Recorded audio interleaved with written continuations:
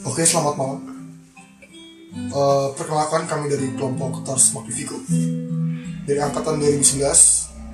Dan sebelumnya saya ingin menyapa Pak dosen, Bapak Ridanto Teko Putro, dan teman-teman yang saya hormati dan saya sayangi. Oke, di sini saya akan perkenalkan diri. Nama saya Muhammad Dadam Musasya, dan di sebelah saya ada 3 partner saya.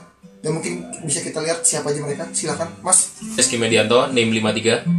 Nama saya Tien Afel Abdul Aziz, NIM 54. Perkenalkan, nama saya Hedi Hartalita, NIM 136-11052. Ya, oke. Kami akan memperkenalkan suatu hal yang sangat menakjubkan ya, dari hasil kreasi kami dan observasi kami mengenai misi Mars Odyssey. Seperti yang kalian tahu ya, bisa di next, Mas. Mars Odyssey ini merupakan suatu misi yang mendapatkan rekor terlama dalam sejarah penerbangan misi antariksa. Di mana kita bisa melihat di sini, dia diluncurkan pertama kali pada 7 April 2001. Lokasi peluncurannya kita bisa ketahui di Cape Canaveral, yang biasa juga dipakai untuk peluncuran satelit-satelit yang akan dioperasikan di antariksa. Nah, di sini pengembangnya kita bisa tahu masih dari NASA, dan tugas dari pengambilan misinya adalah di mana dia ingin memantau aktivitas air dan aktivitas gunung Merapi di sana.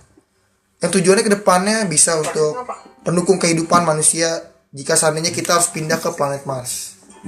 Dan misi-misi ini diikuti oleh berbagai misi lainnya yang setahun 2 tahun kemudian untuk mencari data-data lebih masif dan detail lagi.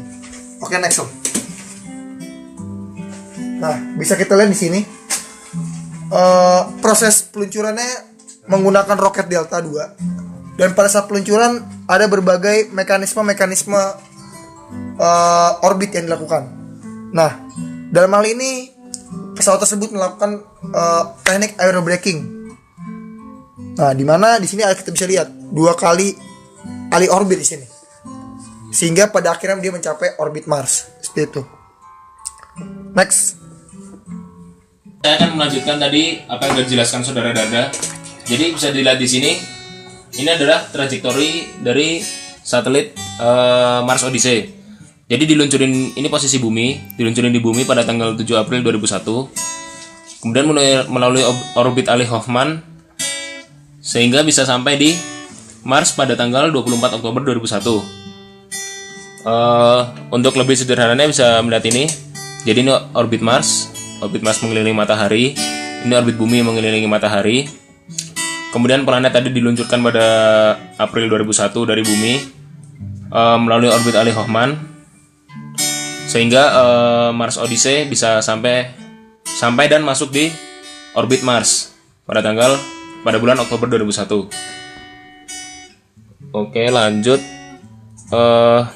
Nah, jadi ini konstanta yang digunakan dalam perhitungan jarak bumi matahari diasumsikan segini, bisa dilihat. Jarak Mars matahari diasumsikan segini, jari-jari bumi diasumsikan segini, jari-jari Mars diasumsikan 3.386 km. Kemudian ketinggian orbit parkir waktu di bumi yaitu 215 km dari permukaan bumi. Kemudian ketika dengan sudut inklinasi 52 derajat. Kemudian ketika sampai di Mars, maka si satelit Mars Odyssey mengorbit Mars dengan ketinggian 400 km di atas permukaan Mars dengan sudut inklinasi 93 derajat. Nice. Jadi ini roket yang digunakan untuk proses peluncuran Mars Odyssey. Jadi ada tiga stage roket. Jadi ada 3 roket. Tahap pertama bisa dilihat beratnya segini dengan massa propelan segini, ISP segini. Kemudian setelah habis, kemudian dilepaskan. Jadi ada roket stage kedua dengan berat total segini, massa propelannya sekitar 6 ton dengan ISP 319 second. Setelah habis dibuang, kemudian roket ketiga dengan berat sekitar 2 ton dan berat propelannya 2025 kg dengan ISP 282. Oke, sekian. Selanjutnya akan dilanjutkan oleh saudara Tio Novel. Ya, berikutnya saya akan menjelaskan mengenai timeline dari misi Mars Odyssey ini. dengan menggunakan asumsi orbit alih sebidang Hoffman. Yang pertama, timeline misinya satelit dibawa oleh roket menuju orbit parkir bumi di mana ketinggiannya sekitar 215 km dan diberi penambahan kecepatan untuk mengorbit. Kedua, dari orbit parkir satelit diberi penambahan kecepatan lagi untuk lepas dari pengaruh gravitasi bumi untuk masuk ke orbit alih. Berikutnya, yang ketiga, satelit yang telah lepas dari pengaruh gravitasi bumi lalu masuk ke daerah pengaruh gravitasi Mars. Keempat, satelit diberi pengurangan kecepatan untuk akhirnya masuk ke dalam orbit sirkular Mars. 5. Pengurangan kecepatan ini berangsur-angsur dengan metode aerobraking. Nah, asumsi yang digunakan pada misi Mars Odyssey ini: 1. Bentuk orbit bumi dan Mars diasumsikan sirkular, walaupun pada kenyataannya itu agak atau sedikit eliptik. Kedua, tidak memperhitungkan perubahan inklinasi, jadi dianggap sebidang. Yang ketiga, penggunaan roket yang impulsif padahal bisa digunakan secara bertahap. Keempat, dalam trajektori satelit tidak melakukan koreksi arah. Lanjut ke masalah orbit parkir bumi ke orbit alih. Kita dengan memiliki nilai V bumi sekitar 29,78 km per sekon, lalu V satelit terhadap matahari saat di perisenter bumi sekitar 32,73 km per sekon. Sedangkan V hingga satelit dari bumi yakni 2,95 km per sekon. V perisenter pada orbit hiperbola bernilai 11,53 km per sekon. Lalu escape velocity atau kecepatan lepas atau delta V injeksi itu sebesar 3,70 km per sekon. Oleh saudara Hedi. Sekian dari saya, terima kasih. Ya, perkenalkan, Mas Hedi akan menjelaskan slide selanjutnya. Jadi setelah tadi dijelaskan bahwa dari orbit parkir, satelit akan mengorbit melalui orbit Hoffman dan nantinya akan masuk ke dalam orbit parkir Mars.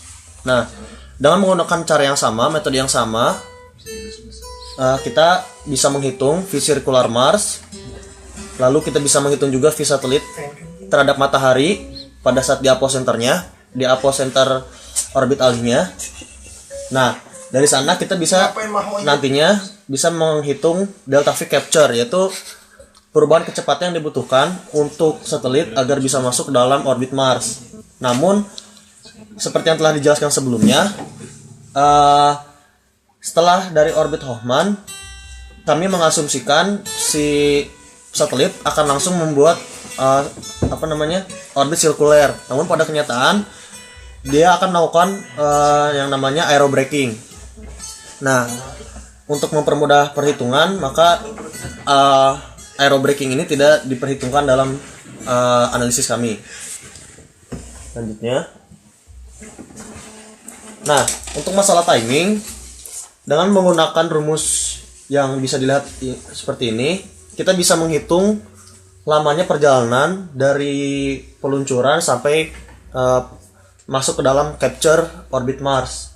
Nah, bisa dihitung adalah nilainya ada sekitar 259 hari. Jika diluncurkan tanggal 7 April, maka waktu kedatangannya adalah 22 Desember. Lalu untuk masalah propellan yang digunakan, dengan menggunakan Tsiolkovsky Rocket Equation ini, dengan menggunakan rumus ini dan data yang telah disediakan, maka didapatkan. Nah, ini untuk sekedar perbandingan, dalam waktu perhitungan, waktu yang dibutuhkan untuk memutari bumi itu adalah